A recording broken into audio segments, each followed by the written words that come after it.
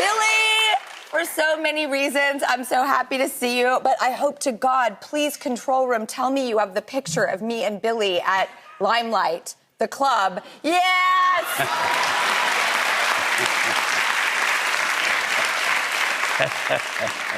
I mean, Billy, that is like where I see us when I think of you, and my mind is back in the old club days. Right. What the hell do you remember from those days? Not very much. Me neither. I was hoping you could color some stuff in for me. The only thing I knew is that I loved you. I got to hang out with you.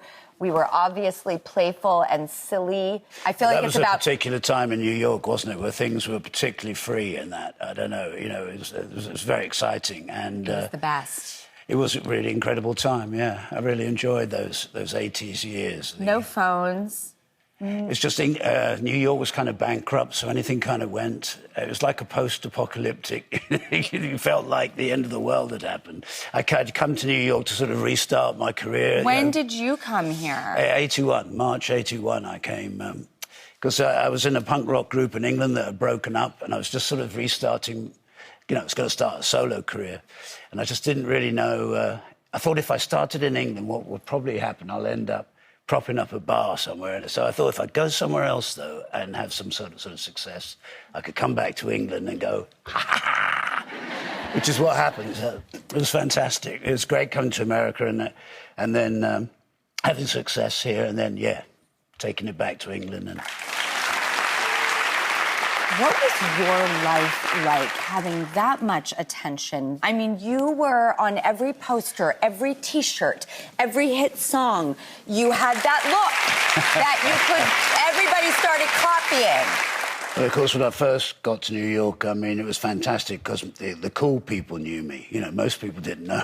So I had a whale of a time. But then with the MTV thing, it all got so ridiculously crazy. I mean... Because anybody... the whole world could recognise me. Lights on. In a flash. Literally. Because I would go around. I didn't disguise who I was. I would go around. I was living 24/7. You know. Did you ever think, oh God, I just need to go to the bodega and go pick up something. I'm just going to throw a hat and glasses on. Did you ever do that, or did you just go as you? No, I was 24/7. You know, like this. Really, I was always. I was living it. That's what we decided to be, you know, and so we were going to live it 24/7. That's just, it was a full-on commitment. I feel like even when you try to disguise yourself, at least in my experience, it doesn't work. Well, later on in Los Angeles, when I lived there, my son was born and stuff, my children, I did try to, you know, then I would wear a Miller High Life T-shirt, sandals and shorts. Because you're trying to be a dad and let them... And then someone would look at my lips, hear my voice. Exactly. And then they'd see my lips and go, you're Billy Idol. You know, so it was like, I felt stupid. I'm in a Miller High Life T-shirt with sandals. I was like, yeah. Wait, you're a grandfather 4 times over? Yes, I am now. Just, You're the coolest grandfather. It's actually really good fun. I'm really enjoying it. It's amazing. I can see this is the payoff of having the children, is that the grandchildren are really good fun. I mean, they're really little at the moment. 2 of them are about to be 5, and then 2 girls about to be 5, another girl's about to be 3 in December, and then my grandson Mason is 2. So. Oh my God. Okay, and then Mackenzie. There's so. That's popular. Oh no. I mean, look, you really are the coolest grandfather. Okay, we have another connection, obviously, the wedding singer. Yeah. I mean, okay, here's what I remember about it, and I remember it so vividly. I was avoiding everyone for a minute because I didn't want to hear the song that Adam was going to sing to me in the scene, I Want to Grow Old With You, which I didn't even know that's what it was called.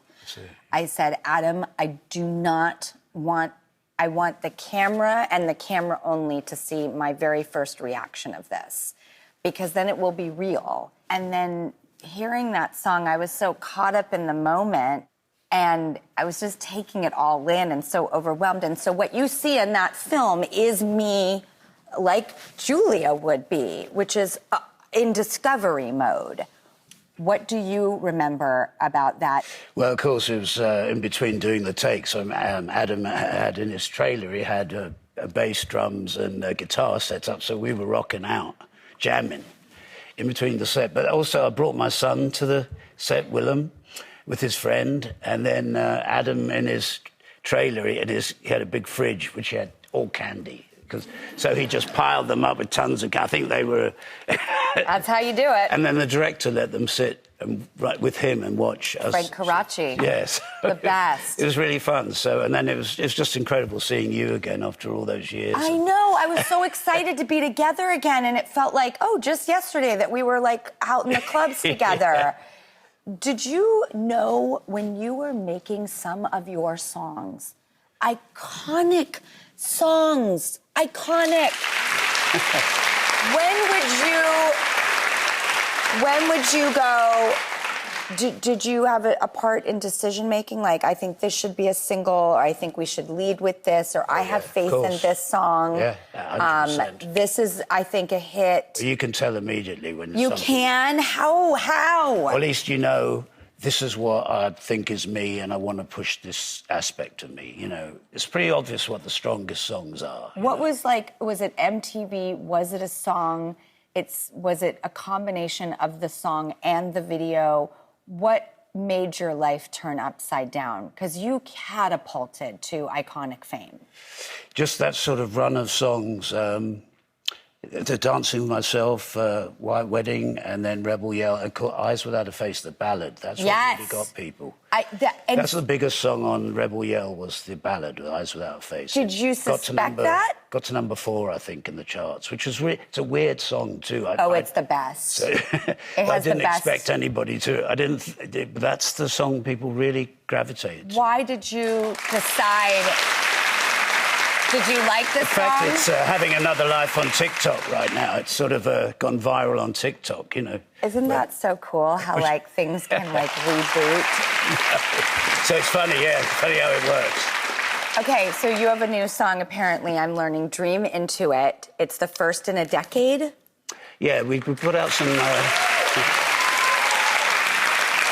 put out a couple of EPs... And Joan Jett, Avril Lavigne, Alison Mosshart. Yeah. She's got this incredible voice. She's just got this really incredible voice that's hard to put into words what it's like, but it's just beautiful.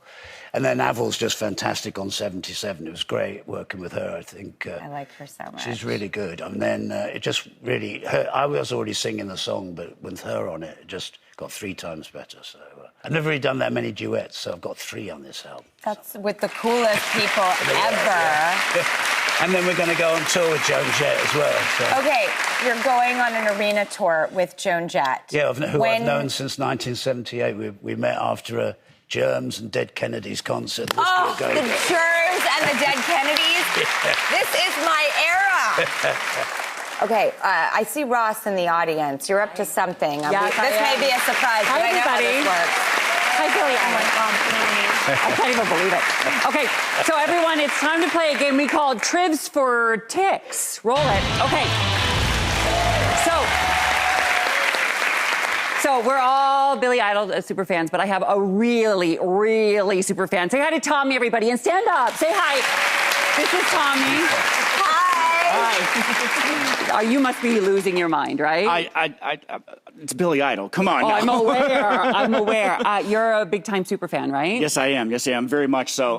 One of my karaoke staples is White Wedding. If I have to do White Wedding, you have to. If we could do it, I'd make you do it right now. Is it true that you and your wife got married in a record store? That is correct. Yeah.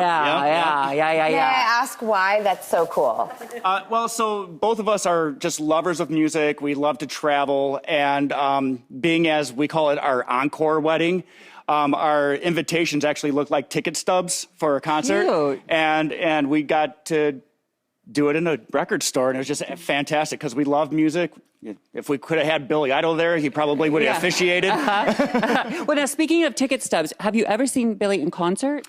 Honestly, he is one of the legends I have not been able to see yet. Oh, so on your bucket list, right? Very much so on my bucket list. Well, guess what? We're going to ask you a trivia question, and if you get it right, you're going to win a VIP experience to Billy's Madison Square Garden show. Here in New York in August. Come on now. Come on now. I didn't know there was going to be a pop quiz. So here is your question. Listen very closely, okay? Billy Idol was the first artist to ever perform at what U.S. landmark? Is it A, Mount Rushmore, B, the Lincoln Memorial, or C, the Hoover Dam? Don't answer.